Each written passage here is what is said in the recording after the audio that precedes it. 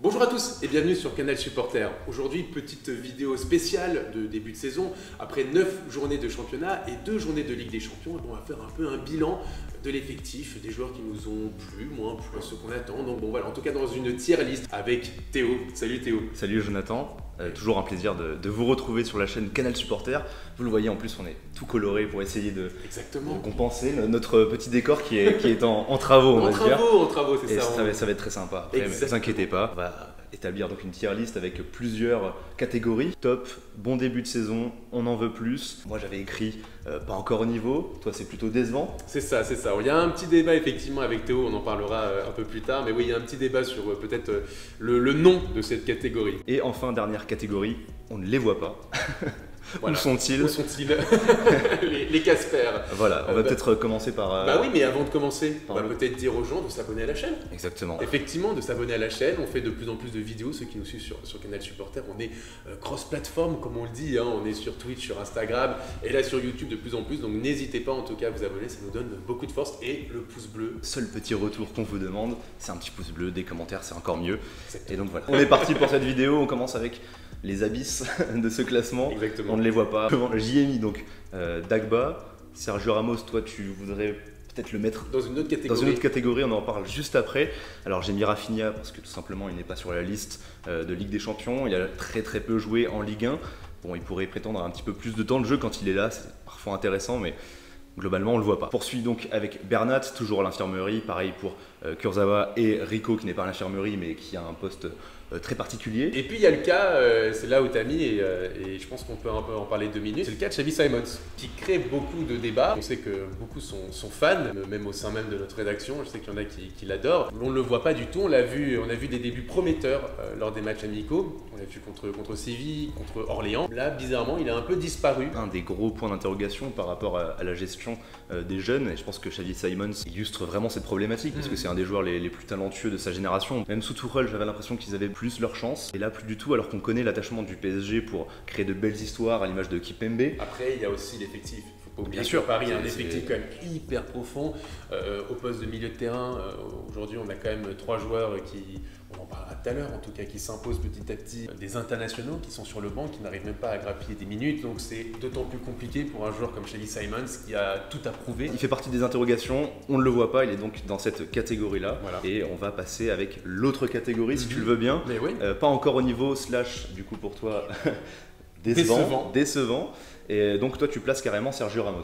Ouais, alors effectivement c'est Sergio Ramos parce que encore une fois quand on arrive on se dit, c'est pas qu'on se dit, c'est que c'est normal, c'est la légende Sergio Ramos, un des plus grands défenseurs de l'histoire. Il arrive, il montre ses muscles, il fait des petits comme ça à la caméra, des petits pouces, c'est super. On nous a partagé à certains médias, dont le nôtre, que ses tests physiques étaient impressionnants. Pour le coup, beaucoup d'échos venant du vestiaire qui disaient que vraiment le Sergio Ramos était arrivé comme un patron, et que qu'il dégageait une aura vraiment conséquente. Mais le problème c'est qu'aujourd'hui, il n'a toujours pas joué une seule minute avec le Paris Saint-Germain. Et aujourd'hui, effectivement, même si on est au mois d'octobre, sur ce premier quart de la saison à peu près, c'est quand même décevant. Moi, au-delà de décevant, je dirais plutôt frustrant, parce que ces tests physiques, qu'ils soient bons, même très bons, je n'en doute pas forcément, parce qu'il a une hygiène de vie, je pense, irréprochable. À l'âge qu'il a, il est quand même monstrueux de rigueur, et même monstrueux tout court. Après, voilà, il a une blessure depuis un très long moment au mollet, quelque chose d'assez délicat à régler. Il a eu des complications dans sa convalescence, malgré tout l'entrain qu'on a pour son arrivée. Voilà, il faut être patient, et Leonardo l'a dit aussi lors d'une interview pour le Canal Football Club, il n'est pas là pour 2 mois, il est là pour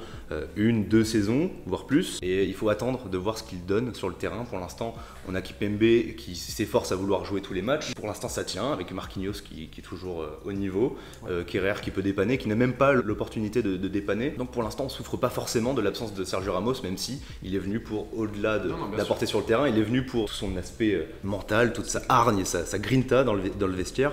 Donc c'est pour ça que moi je dirais plutôt que c'est frustrant, au-delà d'être décevant, même si évidemment j'ai envie de le voir comme vous tous, hein. Au-delà des petits pouces et de ses muscles, on les connaît ces muscles, on veut voir des interventions musclées sur le terrain maintenant. Alors qui t'a mis encore dans pas encore au niveau ou décevant? Alors dans cette rubrique, j'ai mis Danilo Pereira, Paredes, Icardi, Draxler et enfin Wijnaldum. Alors tu vois justement, le décevant, c'est pour ça que moi je voulais plutôt l'appeler comme ça, parce que Wijnaldum et Paredes, je trouve qu'il rentre complètement dans cette catégorie. Je trouve que tu es quand même un peu dur avec Icardi. Parce qu'il a quand même ouais, été j'ai hésité. décisif. J'ai hésité avec le on en veut plus. C'est vrai. Qui est la catégorie juste au-dessus. Exactement. Le truc, c'est que pas encore au niveau, c'est que j'ai l'impression que ça fait un moment que. Ouais, mais on en veut un peu plus. Il me rentre, il peut être décisif, C'est ça, il mais fait des rentrées qui peuvent pour moi, être il est pas au summum de son niveau. C'est sûr. Et même quand il est arrivé de sa première saison en prêt, où il a été quand même beaucoup plus convaincant qu'aujourd'hui, maintenant j'ai l'impression qu'il rate des opportunités qu'avant il ne ratait pas. Il avait besoin de très peu de ballons pour les concrétiser. Là, il en a besoin d'un peu plus. Contre Lyon. Non, mais ça reste Icardi. Et heureusement que de temps en temps, il nous régale avec son sens du but glacial. C'est clair. Mais par exemple, je sais pas, contre Bruges. Oui, c'est vrai. Son entrée il rentre, il fait plus d'interventions hors jeu que dans le jeu, que de ballons touchés, alors qu'on lui met quand même de bons ballons. Ouais. Et là, dans ce genre de match, quand il rentre, qu'on lui donne ses opportunités, là, on s'attend avec son niveau à 100% qu'il puisse concrétiser ce genre de ballon. On va parler aussi de Wijnaldum. On peut être déçu effectivement parce qu'on s'attend à Wijnaldum, le capitaine de la section des Pays-Bas, vice-capitaine de Liverpool, auréolé de tous ses trophées et de toute la bonne réputation qu'il a. Et le milieu polyvalent et travailleur par excellence. Exactement, et finalement on est quand même pas sa place. Très déçu. Mais il y a un autre joueur qui m'intéresse aussi quand même qu'on a mis dans cette liste, de pas encore au niveau ou décevant, et c'est Neymar.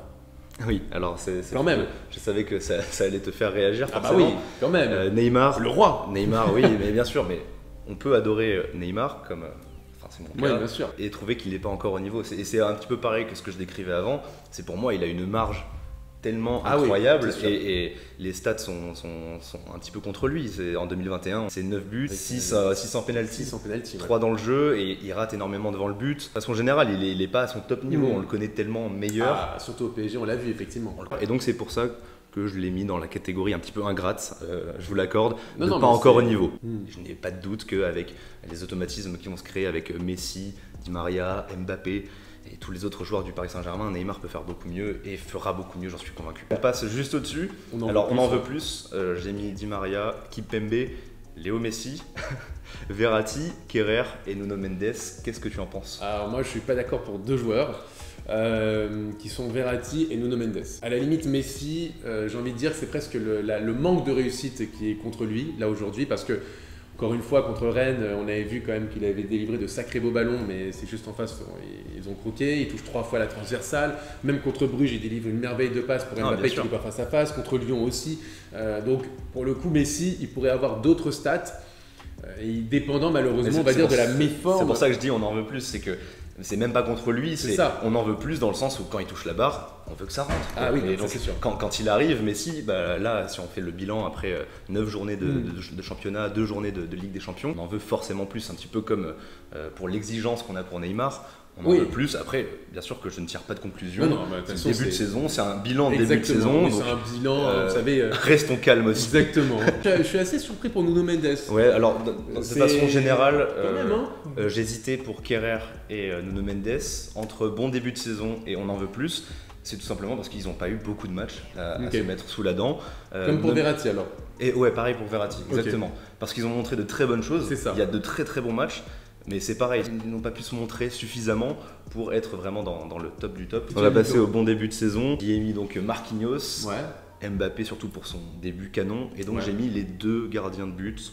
Même si on pourrait un petit peu reprendre ce que je disais pour Nuno Mendes, par exemple Donnarumma, il n'a pas eu beaucoup de matchs non plus. Contre Rennes, il n'a pas pu trop se montrer, un petit peu comme Nuno Mendes, mais il a quand même été super décisif en Ligue des Champions pour sa première, rien que ce match qui est incroyable de sa part, où beaucoup de supporters étaient un petit peu sceptiques. Au poste de gardien, les 2 répondent à la demande. Voilà. Et alors en top, dis-nous qui sont donc pour toi les tops en top, je pense du début de saison, je pense qu'on sera tous d'accord. Je pense qu'on sera tous d'accord. On ne les attendait pas aussi haut. Ander Herrera, Gana Gueye et Hakimi, des gros bosseurs tout simplement, des joueurs qui courent tout le temps et qui permettent un certain équilibre pour cette équipe qui est très offensive et qui a besoin de bosseurs comme ces 3 joueurs. Et puis aussi ce qu'il faut dire, c'est bien que tu aies mis ces 3 joueurs là en plus, c'est que ce sont 3 buteurs. Parce que le PSG ne nous a pas habitués ces dernières années en ayant des milieux de terrain qui n'étaient pas assez décisifs, des latéraux, j'en parle même pas.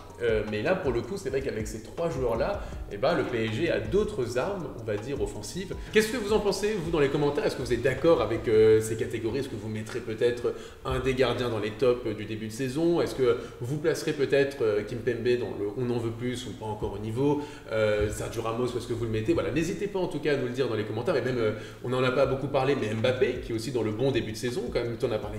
C'est surtout son début canon, et puis même maintenant qu'il marque moins, il est quand même impliqué. Le but de Messi, la passe est somptueuse de la part d'Mbappé, le décalage est parfait. Que vous l'aimiez ou pas, il est quand même très investi et il mérite d'être donc dans cette catégorie de bon début de saison. On n'a pas trop parlé de Marquis, mais Marquis nous fait du Marquis. Oui, il est toujours là, on a besoin de lui et on voit quand il n'est pas là ce que ça donne, c'est toujours plus compliqué. Exactement. Voilà, n'hésitez pas à faire vous aussi votre tier list dans les commentaires, à partager la vidéo, à liker, et puis on se retrouve très vite sur Canal Supporter pour d'autres vidéos exclusives. Et pour des lives, surtout avec Jonathan en live, ne manquez pas, on est partout.